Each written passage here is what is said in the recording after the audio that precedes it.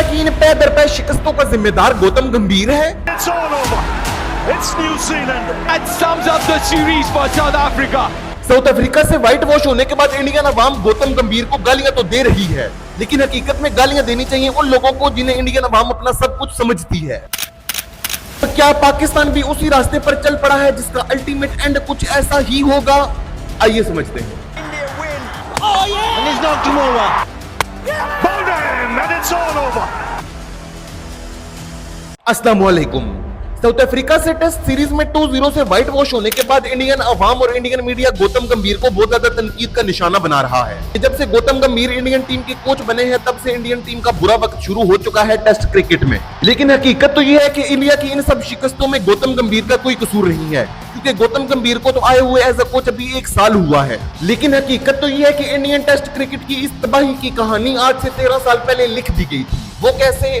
आइए चलते हैं साल 2012 में। साल 2012 के एंड में इंग्लैंड की टीम इंडिया का टूर करती है 4 मैचेस की टेस्ट सीरीज के लिए, जिसमें से पहले 3 टेस्ट मैचेस में से 2 मैचेस इंग्लैंड जीत जाता है, जबकि 1 मैच में इंडिया को कामयाबी मिल पाती है। 3 मैचेस के इख्तिताम के बाद इंग्लैंड इस टेस्ट सीरीज को 2-1 से लीड कर रहा था और अब इंडिया के लिए जरूरी था कि वो अपने इस आखिरी टेस्ट मैच को जीतें और अपने ही घर में अपनी इज्जत को बचाएं। जबकि इंग्लैंड के लिए सिर्फ इतना सा काम था कि इंग्लैंड को इस मैच को ड्रॉ करना था ताकि इंग्लैंड वो सीरीज बहुत आसानी से जीत जाए, और इंग्लैंड ने ऐसा ही किया। इंग्लैंड ने उस 4th टेस्ट मैच को ड्रॉ कर दिया और इंग्लैंड वो सीरीज 2-1 से जीत गया। That is a series won for England. The superior side has won the series. England के इस सीरीज जीतने और इंडिया के इस सीरीज के हारने के बाद इंडियन मीडिया और इंडियन अवाम ने बहुत बुरे तरीके से इंडियन टीम और MS धोनी को तनकीद का निशाना बनाया। इंग्लैंड से ये टेस्ट सीरीज हारने के बाद इंडियन टीम पर बहुत ज्यादा तनकीद होने के पीछे एक बहुत बड़ी वजह ये भी थी कि जब इसी इंग्लैंड की टीम ने साल 2012 के मिड में पाकिस्तान के अगेंस्ट टेस्ट सीरीज खेली थी, तो पाकिस्तान ने इसी इंग्लैंड की टीम को 3-0 से व्हाइट वॉश कर दिया था।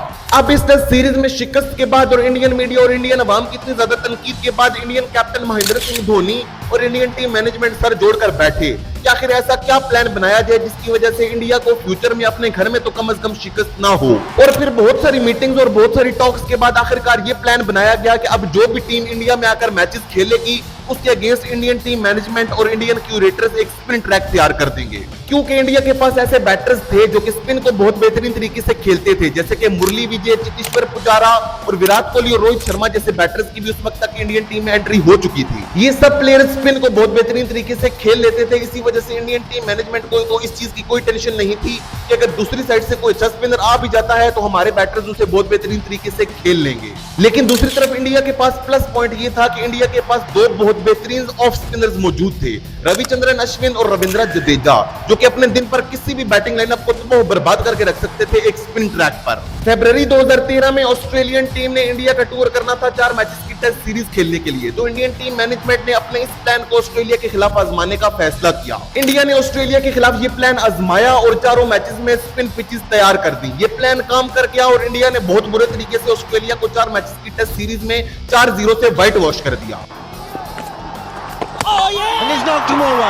इंडिया की तरफ से इस सीरीज के टॉप स्कोरर थे मुरली विजय, जिन्होंने 430 रन बनाए थे, जबकि चेतेश्वर पुजारा 419 रन के साथ सेकंड टॉप स्कोरर थे। जबकि बॉलिंग साइड पर इस 4 मैचेस की टेस्ट सीरीज में रविचंद्रन अश्विन ने ऑस्ट्रेलियन बैटिंग लाइनअप को तबाह बर्बाद कर दिया था, जहां पर उन्होंने 4 मैचेस में 29 विकेटें हासिल की थी और ऑस्ट्रेलिया को ये 4-0 का व्हाइट वॉश करने में एक अहम किरदार अदा किया था। अब इंडियंस का ये प्लान परफेक्टली काम कर गया था और इसके बाद साथ ही साल 2013 से रोहित शर्मा और विराट कोहली जैसे प्लेयर्स का भी क्रिकेट में पीक शुरू हो गया और इसी वजह से इंडियन टीम अपने घर में शानदार तरीके से डोमिनेट करती चली गई। लेकिन फिर डेट आई 31 दिसंबर 2014 और इंडियन हिस्ट्री के या फिर क्रिकेट हिस्ट्री के one of the greatest captain Mahendra Singh Dhoni ने इंडिया की टेस्ट कैप्टनसी छोड़ने का ऐलान कर दिया। 1 जनवरी 2015 को विराट कोहली को इंडिया का न्यू टेस्ट कैप्टन अपॉइंट कर दिया। विराट कोहली ने भी इसी स्पिन स्ट्रेटजी को आगे जारी रखा और इंडिया की टीम को डोमिनेट करवाते रहे। लेकिन विराट कोहली ने इस स्पिन स्ट्रेटजी के साथ साथ एक और चीज को भी इंडियन क्रिकेट में इंक्लूड किया, वो था एग्रेशन। कि अगली टीम को स्लेज करो, अगले टीम्स के प्लेयर्स को स्लेज करो, उन्हें उठने का मौका ना दो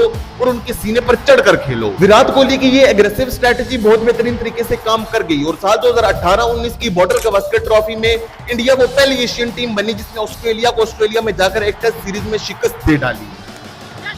It's gone. Ishant Sharma does the job. His third for the match. India win by 137 runs. They go 2-1 up in the series and they retain the Border Gavaskar Trophy. India अपने spin फॉर्मूले को use करते हुए अपने घर में तो बहुत बेहतरीन तरीके से जीत हासिल कर रहा था, लेकिन अभी मैचेस में चेतेश्वर पुजारा, रोहित शर्मा और विराट कोहली दूसरी टीम के सामने एक आहनी दीवार बनकर खड़े हो जाते और इंडिया को बहुत बेहतरीन तरीके से और आसान तरीके से जीत दिलवा दिया करते थे। विराट कोहली की इसी एग्रेसिव कैप्टनसी और स्पिन फॉर्मूला ने इंडिया को वर्ल्ड टेस्ट चैंपियनशिप 2021 के फाइनल तक पहुंचा दिया था, लेकिन असली प्रॉब्लम यहीं से शुरू हुई थी, क्योंकि उस वक्त तक विराट कोहली की फॉर्म भी जा चुकी थी, चेतेश्वर पुजारा भी खराब फॉर्म की वजह से इंडियन टीम से आउट थे और अजिंक्य रहाणे और रोहित शर्मा भी अपना पीक टाइम गुजार चुके थे। इसी वजह से अब इंडियन टीम दूसरे कंट्रीज में जाकर स्ट्रगल कर रही थी और इसी वजह से वर्ल्ड टेस्ट चैंपियनशिप 2021 का फाइनल जब इंडिया की टीम इंग्लैंड में खेलने के लिए गई न्यूजीलैंड के अगेंस्ट, तो इंडिया के सारे बैटर्स या तो आउट ऑफ फॉर्म थे या फिर वो स्पिन पिचेस पर खेलने के लिए तैयार थे, लेकिन इंग्लैंड में तो सेमी और ओवरकास्ट कंडीशंस होती हैं। इसी वजह से इंडिया के बैटर्स बिल्कुल फंस गए और न्यूजीलैंड ने इंडिया को बहुत आसानी से वो वर्ल्ड टेस्ट चैंपियनशिप हराकर टाइटल जीत लिया। Whips that one away, and how appropriate that Ross Taylor and Kane Williamson are there for this moment. और उसके बाद T20 वर्ल्ड कप 2021 की शिकस्त ताबूत में आखिरी कील साबित हुई और उसके बाद विराट कोहली को इंडियन कैप्टनसी से हाथ धोना पड़े। विराट कोहली को इंडियन टीम की कैप्टनसी से हटाने के बाद रोहित शर्मा को इंडिया का न्यू 3 फॉर्मेट कैप्टन बना दिया गया। रोहित शर्मा की कप्तानी में भी इंडियन टीम अपने घर में तो मैचेस जीत रही थी और वे में जाकर मैचेस जीत रही थी, लेकिन अब इंडियन टीम का वो ऑरा नहीं रहा था जो कि विराट कोहली और MS धोनी के टाइम पर हुआ करता था, क्योंकि इसके पीछे की एक बहुत बड़ी वजह ये थी क्योंकि अब विराट कोहली और चेतेश्वर पुजारा बिल्कुल आउट ऑफ फॉर्म हो चुके थे और रोहित शर्मा की बैटिंग भी अब वैसी नहीं रही थी जो कि कुछ साल पहले हुआ करती थी और अब रविचंद्रन अश्विन भी अपने कैरियर के बिल्कुल एंड पर खड़े हुए थे और इंडिया ने उनकी कोई रिप्लेसमेंट भी नहीं तैयार की थी। इसी वजह से अब इंडियन टीम की डोमिनेशन आहिस्ता आहिस्ता कम होना शुरू हो चुकी थी। इंडियन टेस्ट टीम की इस गिरती हुई दीवार को आखिरी धक्का मारा न्यूजीलैंड ने जब उन्होंने साल 2024 में इंडिया का टूर किया और 3 मैचेस की टेस्ट सीरीज में इंडिया को व्हाइट वॉश कर दिया। Bowden, and it's all over.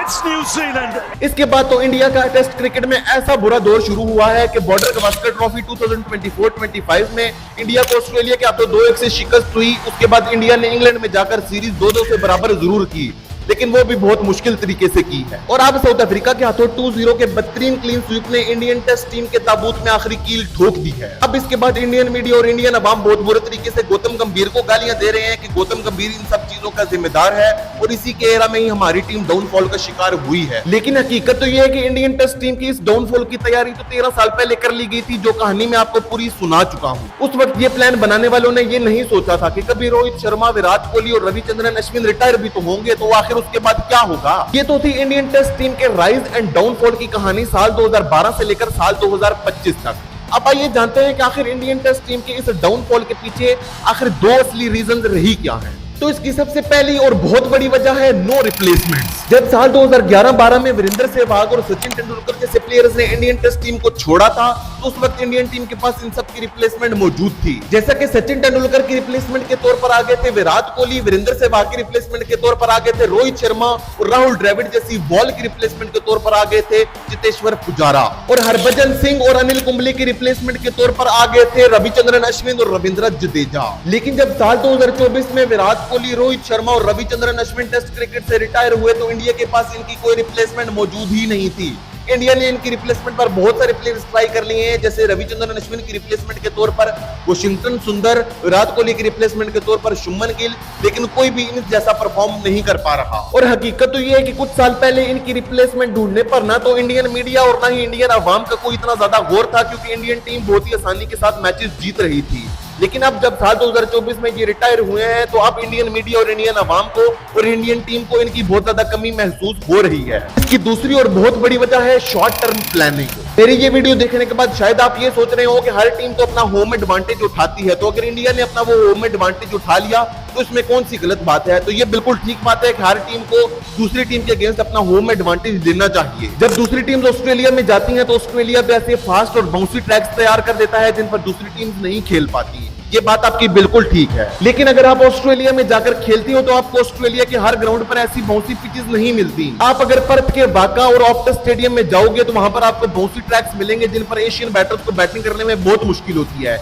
लेकिन अगर आप सिडनी क्रिकेट ग्राउंड में जाओगे तो वहां पर एशियन बैटर्स के लिए कंडीशंस बिल्कुल परफेक्ट होती हैं और वो पिचेस स्पिनर को भी सपोर्ट करती हैं। और ऐसा ही कुछ मेलबर्न क्रिकेट ग्राउंड और गैबा के साथ भी होता है कि वहां पर फास्ट बॉलर्स के लिए भी मदद होती है, बैटर्स के लिए भी होती है और स्पिनर्स के लिए भी मदद होती है। लेकिन अगर आप इंडिया में जाकर देखोगे तो आपको हर तरफ, चाहे आप मुंबई चले जाओ, चाहे कोलकाता चले जाओ या फिर चाहे दिल्ली चले जाओ, आपको हर तरफ सिर्फ स्पिन ट्रैक्स ही मिलेंगे और स्पिन की घूमती हुई गेंदें ही दिखेंगी। इन पिचेस पर ना तो फास्ट बॉलर्स और ना ही बैटर्स के लिए कुछ होता है। इसी वजह से इंडियन बैटर्स इन स्पिन पिचेस का शिकार इतना ज्यादा हो चुके होते हैं कि जब ये वर्ल्ड टेस्ट चैंपियनशिप का फाइनल खेलने के लिए इंग्लैंड के ओवरकास्ट कंडीशन में जाते हैं तो वहां पर इनसे परफॉर्मेंस नहीं हो पाती। और अब जब से रोहित शर्मा और विराट कोहली जैसे प्लेयर्स का डाउनफॉल शुरू हुआ है तब से Indian test team away tours पर भी स्ट्रगल करना शुरू हो चुकी है। हाल ही में आपने देखा कि 2024-25 के बॉर्डर गवास्कर ट्रॉफी में इंडिया को शिकस्त हुई और अब इंग्लैंड में भी इंडिया 2-2 से सीरीज ड्रॉ करके आ रहा है। लेकिन जब यही रोहित शर्मा और यही विराट कोहली अपनी पीक फॉर्म में होते थे तो यही इंडियन टेस्ट टीम ऑस्ट्रेलिया को ऑस्ट्रेलिया में और इंग्लैंड को इंग्लैंड में टेस्ट सीरीज हराकर आया करती थी। और यही होता है शॉर्ट टर्म प्लानिंग का नतीजा, जिस पर आजकल पाकिस्तान भी चल पड़ा है, क्योंकि आकिब जावेद ने पाकिस्तानी टीम को वो फॉर्मूला तो दे दिया है जिसके बाद पाकिस्तानी टीम मैनेजमेंट और पाकिस्तानी अवाम बहुत खुश है क्योंकि पाकिस्तान कम से कम अपने घर में तो मैचेस जीत रहा है। लेकिन कोई भी इस बात को नहीं सोच रहा कि नुमान अली के रिटायर होने में तो सिर्फ 1 से 2 साल ही बाकी हैं और वही इस वक्त हमारी स्पिन पिचेस पर हमारा टॉप परफॉर्मर है। तो आखिर नुमान अली के बाद क्या होगा? वैसे आप मुझे कमेंट्स में जरूर बताइएगा कि आखिर इंडिया की टेस्ट टीम की इन पे दर पे शिकस्तों का असली जिम्मेदार कौन है। So that's it for the day. Until next time, stay safe, stay healthy and keep watching. Allah Hafiz.